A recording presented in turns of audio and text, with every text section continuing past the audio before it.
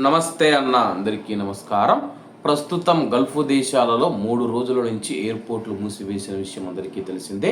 ఈ నేపథ్యంలో మనం చూసుకుంటే కానీ దుబాయ్ నుంచి మొదటి విమానం ఇండియాకైతే బయలుదేరిందనమాట.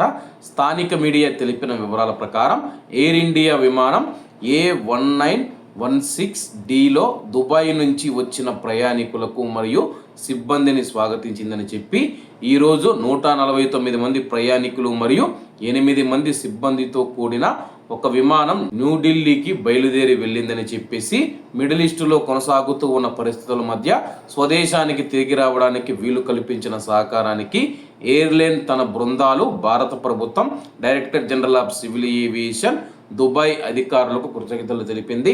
అంతర్జాతీయ ప్రయాణాన్ని ప్రభావితం చేసే ప్రాంతీయ సవాళ్లు ఉన్నప్పటికీ కీలకమైన విమాన సంబంధాలు కొనసాగించడానికి కొనసాగుతూ ఉన్న ప్రయత్నాలను ఈ విమానం విజయవంతంగా నడపడం నొక్కి చెబుతూ ఉందని చెప్పేసి, అలాగే ఈరోజు మనం చూసుకుంటే కానీ దుబాయ్ నుంచి న్యూఢిల్లీకి మనం చూసుకుంటే 149 మంది ప్రయాణికులతో అయితే ఒక విమానం బయలుదేరింది.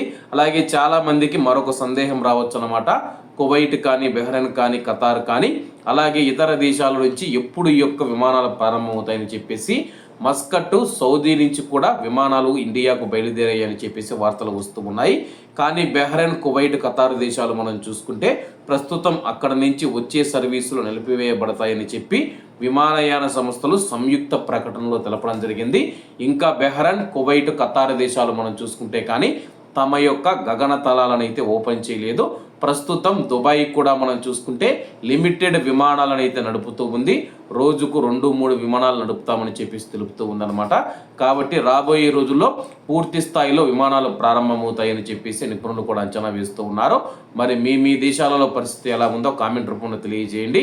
కువైట్ మరియు గల్ఫ్ దేశాలలో ఎయిర్పోర్ట్లు ఓపెన్ అయితే కానీ వెంటనే వీడియో చేసి పెడతాను. కాబట్టి అందరూ బాగుండాలి, అందులో మనం ఉండాలి. అందరికీ నమస్తే అన్న, జై హింద్.